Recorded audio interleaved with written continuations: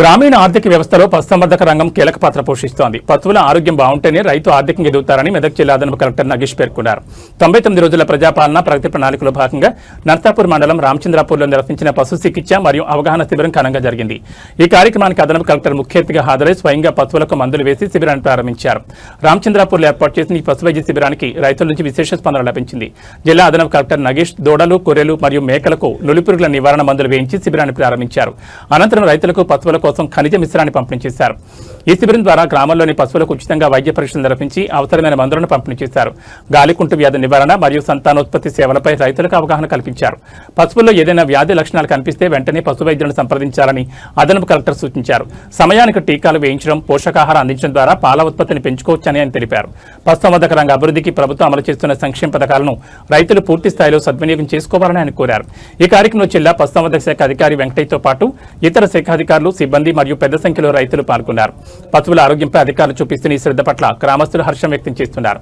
ఇలాంటి శిబిరాలు గ్రామీణ రైతులకు ఎంతగానో ఉపయోగపడతాయని అధికారులు ఆశాభావం వ్యక్తం చేశారు.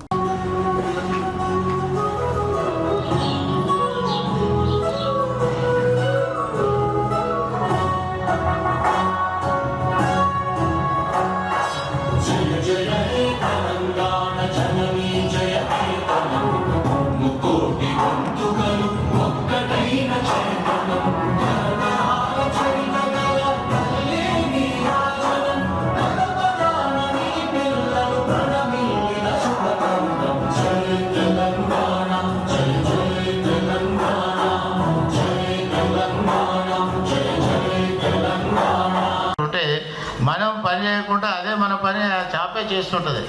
అదే అన్ని తినటం వల్ల మనకు ఎక్కువ అక్వాటిక్ వీడ్స్ అనేది, కలుపు మొక్కలు అనేది పెరగకుండా ఉండే అవకాశం ఉంటుంది. కాబట్టి దానిలో మనం గ్రాస్ కార్ప్ చేపలు కూడా వేసుకోవాల్సిన అవసరం ఉంటుంది. దానికి కొన్ని కండిషన్లు కూడా ఏడీ గారు ఇప్పుడు మీకు చెప్తారు.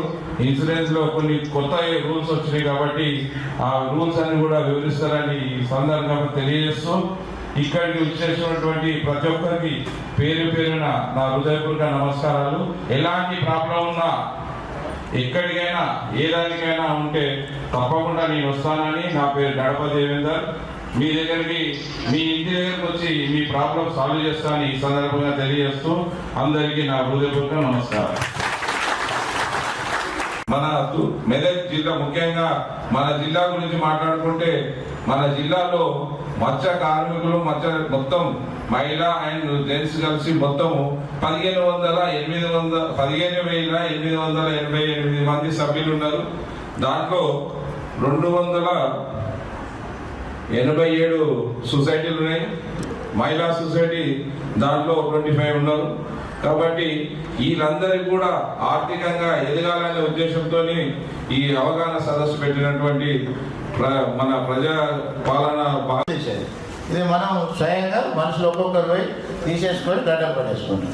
నెక్స్ట్ దీన్నేమో మనకి ఎక్కువ బాగా ఉన్నట్టుంటే మనకు వెదురు బొంగులు, తర్వాత చైన్లు వాటిని వేసుకొని వాటిని తట్టు పెట్టేసి మనము దాన్ని గడ్డ గుంజుకొచ్చేటువంటి సిస్టము, అదొక పద్ధతి ఉంది. తర్వాత ఇది యాంత్రికీకరణ అంటే అది చాలా పెద్ద ఎత్తున కూడుకున్నటువంటి అవకాశం ఉంది. ముందు ముందు మనకు అటువంటి యంత్రాలు కూడా వచ్చే అవకాశం ఉంది. కానీ మనకైతే ముందు, తర్వాత నెక్స్ట్ సో ఇది కూడా ఇక్కడ మనం ఈరోజు చర్చించుకోవడం జరుగుతుంది.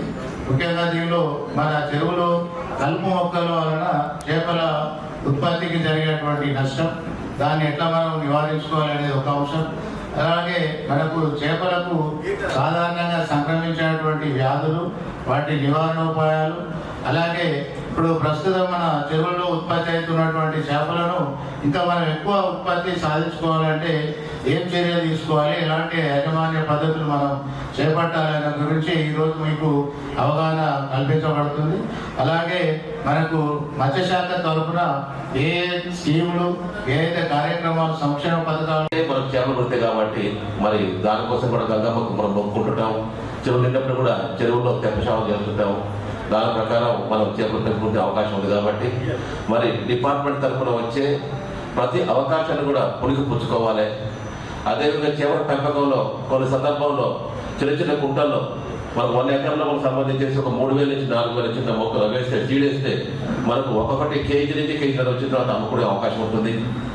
కాబట్టి ఆ పెంపకంలో కూడా చెరువుల పెంపకంలో చేపల చెరువుల పెంపకంలో కూడా ఏదైనా చిన్న వైరస్ వచ్చిందనుకోండి ఎంటైర్ ఆ చెరువులో పంట పండిందంటే మొత్తం యావత్తు గ్రామానికి పండినట్టు. చెరువులో ఒక చెరువు నిండితే ఆ చెరువు నీటి ద్వారా వ్యవసాయం చేసుకునే వాళ్ళు ఆ చెరువు కట్ట కింద ఆయకట్టులో ఉన్న రైతులు మాత్రమే. చెరువు నిండితే ఆ చెరువులో నిండిన నీళ్ళతోటి ఆ ఆయకట్ట కింద 100 మందో 150 మందో 200 మందో రైతులు మాత్రమే వాళ్ళకి పంట వస్తుంది. కానీ చెరువులో పంట పండితే అంటే మత్స్యకారుల పంట చేపల పంట పండితే ఊరంతా పంట వల ఉండాలి, ఇంకో చేతిలో ఫోన్ ఉండాలి. వలతోటి మీరు పంట తీయాలి, ఫోన్లతోటి ధర చూడాలి. దానివల్ల మీ జేబులు నిండాలని కోరుకుంటున్నాను. మరి అదేవిధంగా ప్రభుత్వం కూడా ఆశిస్తుంది. దానికి అనుగుణంగానే మత్స్యకారుల సంక్షేమం కోసం కావచ్చు, మత్స్యకారుల అభివృద్ధి కోసం కావచ్చు ప్రభుత్వం చేపట్టే కొన్ని అంశాలు ఉన్నాయి కాబట్టి ఆ విధంగా చర్చిస్తారు, మీకు అంతా బోధపరుస్తారు. మీరు ఆ అంశాలను ఏమైనా డౌట్స్ రాదు. మరి 2 మాసాల నుంచి కూడా వివిధ శాఖల యొక్క అభివృద్ధి వాటి గురించి చర్చించుకోవడం, ఆ శాఖాపరమైన అంశాల గురించి అవగాహన కల్పించుకోవడం, తద్వారా అవగాహనతోటి మనం దైనందిన కార్యక్రమంలో నైపుణ్యత పొందేసి అభివృద్ధి దిశలో ఉండే విధంగా మనకు కూడా మరి వివిధ మార్కెట్ యార్డ్లు కూడా అవగాహన కల్పించారు రైతులకు. మరి అదేవిధంగా నిన్న అంటే 4వ రోజు మరి వ్యవసాయము మరి యాంత్రీకరణ, వ్యవసాయ యొక్క మార్పులు, అదేవిధంగా సోలార్ పవర్ ప్లాంట్ దానికి సంబంధించిన అంశాలపై కూడా మరి అవగాహన కల్పిస్తున్నారు. ఈరోజు 5వ రోజు మరి మన జిల్లాలో మన కలెక్టర్ కార్యాలయంలో నాకు ఎందుకంటే ఇప్పుడు ఈరోజు మనకు మత్స్యశాఖతో పాటు పశుసంవర్ధక శాఖకు సంబంధించిన కూడా అంశాల మీద మీటింగ్ అయింది. నర్సాపూర్లో ఆ మీటింగ్ చేసుకుని వస్తున్నాను. ఇప్పుడు అనుకోకుండా అర్జెంటుగా నాకు 11:45 నాకు మన వీడియో కాన్ఫరెన్స్ జరిగింది. అందుకోసం మొదలు నేను మాట్లాడతాను. తర్వాత మన మల్లేశం గారు అయితే దేవేంద్ర గారు అంటారు, మీతో వాళ్ళు కూడా చర్చిస్తారు. శాఖాపరమైన అంశాల మీద కూడా మొత్తం కూడా అవేర్నెస్ కల్పిస్తారు, అవగాహన కల్పిస్తారు. మీతో ఉన్న పంట కావచ్చు, ఆ సంపద కావచ్చు మీకే ఉంటుంది. చెరువు మీదే, చెరువులోని పంట కూడా మీదే. అందుకోసం చెరువులు కాపాడుకోవాల్సిన అవసరం ఉంటుంది.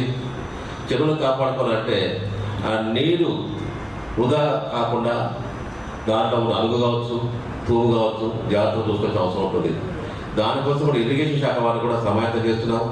వారు కూడా రేపు చెరువుల పండుగ చేస్తున్నారు. వాళ్ళు రేపు ఇదే కార్యక్రమంలో రైతు వారంతో బాగా రేపు చేస్తున్నారు. కాబట్టి అదేవిధంగా మన పశువులకు సంబంధించి కూడా మనం అక్కడ కూడా మన పశు సంపద కోసం కూడా ఆర్టిఫిషియల్ సెమీన్ పెట్టేసి కూడా కృత్రిమ గర్భధారణ చేసి కూడా పశువుల సంపద పెంచుతున్నాం.